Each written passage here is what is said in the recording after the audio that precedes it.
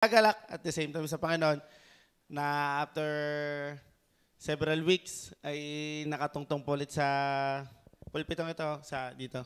Sa tabi pala ng pulpito. Podium pala to.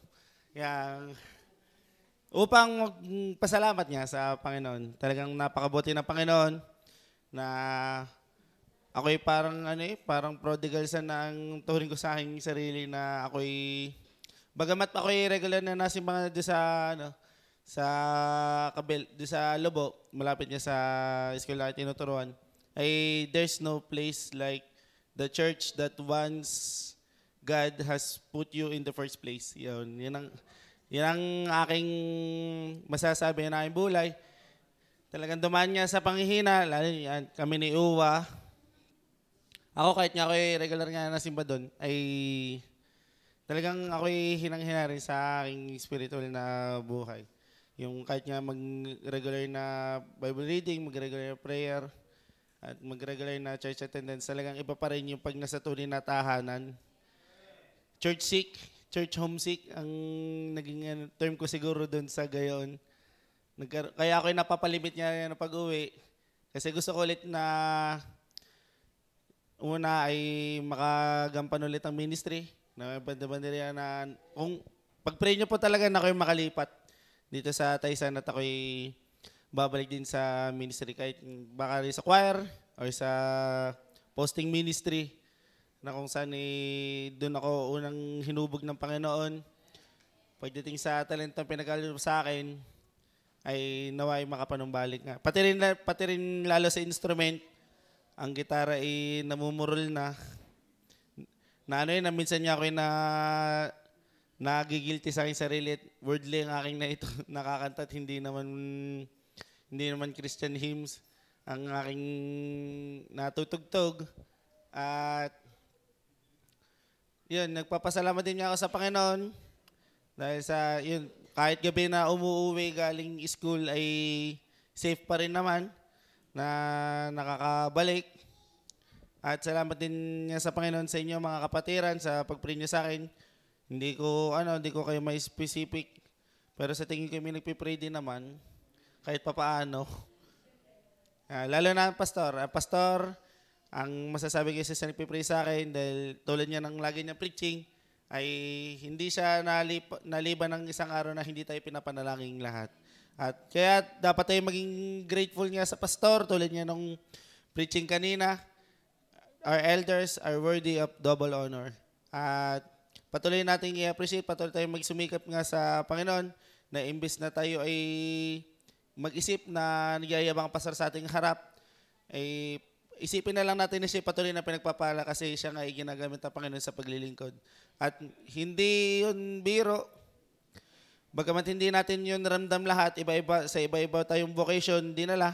Ang katawan naman hindi naman pare-parehas mata, hindi naman pare-parehas kamay, hindi pare-parehas atay, kundi ang katawan ay magkakaiba. Magkakaiba tayo ng magkakaibang parte ng katawan kung tulad ng kung paano tayo nagkakaiba-iba sa larangan natin, sa kung sang skills or talent na ipinagkaloob sa atin ng Panginoon, ganyan talaga tayo magkakaiba-iba. Na daw nagkakaroon ng discipleship at may gusto rin na gawin yung ginagawa ng kapatiran, pero antok mo dapat natin doon ay ang Panginoon pa rin. At nawa tayo patuloy pa rin magsama-sama at mawalan man na ng kagalakan sa kaligtasan. Hindi man nawawala ang kaligtasan niya, ang kagalakan ng kaligtasan ang nawawala. Ngunit tulad niya nasabi sa Bible, pinigpray ni David noon, "Restore unto me the joy of thy salvation." At nawa sa patuloy na pagbalik ko dito, kahit mapagod man sa biyahe, ay ang kagalakan naman sa paglilingkod ang magiging kapalit nun. At salamat talaga sa Panginoon. Yun nga, nung last Tuesday nga, nag-birthday rin. First time nga sa classroom as a public school teacher. Bakit first time? Kasi no 2020 nag-pandemic, tsaka 2021, 2022 na wala nang pasok. Tapos 2023 niya, saka ako nag-birthday doon sa loob ng classroom. At biyaya, yung general meeting, isa sa naging agenda ko ay yun nga, mag-share ng gospel sa mga magulang. Yung sa mga hindi nakarinig ng pasalamat ko ng prayer meeting, yun ang aking laging prayer. Sabi, Panginoon, kayo na po manguna sa general meeting ko po ito at ayoko po na kayo ay mawala sa usapan namin. Kasi tayo bilang Kristiyano, we are just pilgrims in this world. Yan ang lagi natin tatandaan. Tayo ay manlalakbay lang dito. Walang permanenteng tahanan dito sa mundo, kundi ang langit na kung saan inihanda na sa atin ng Panginoon pag nagkaroon na tayo ng death appointment. Not now, but soon. At salamat din po sa Panginoon talaga na nakikita ko po ang mukha nito. At nawa, pag ako nag-regular ulit dito ay hindi nyo pagsawaan na nga yung pagmumukha din. At sana sa mga Bible studies ay ako'y makasama rin. Tulad nung paano ako naging active sa Bible study when I was in college. At gusto ko rin na kapag ako napalipat ito sa Taysan, magpapatulong ako kay Kuya Henry. Gusto ko na rin na magturo dun sa mga by grade sa campus. Yun din ang aking goal nun. Kasi yun nga, sa kada batch ng bata na aking tinuturuan, ayoko talaga na mawala ang may bahagi ang ebanghelyo. Lalo na't bata, tamnan mo yan ng binhi. Hindi naman ikaw magpapalago niyan, kundi ang Panginoon. Hindi tayo. Tayo imimiklaan. Ang imik naman din natin, hindi rin galing sa ating talino, galing din sa salita ng Diyos at galing din sa karunungan ng Panginoon. At sana nga ay makalipat na rin dito.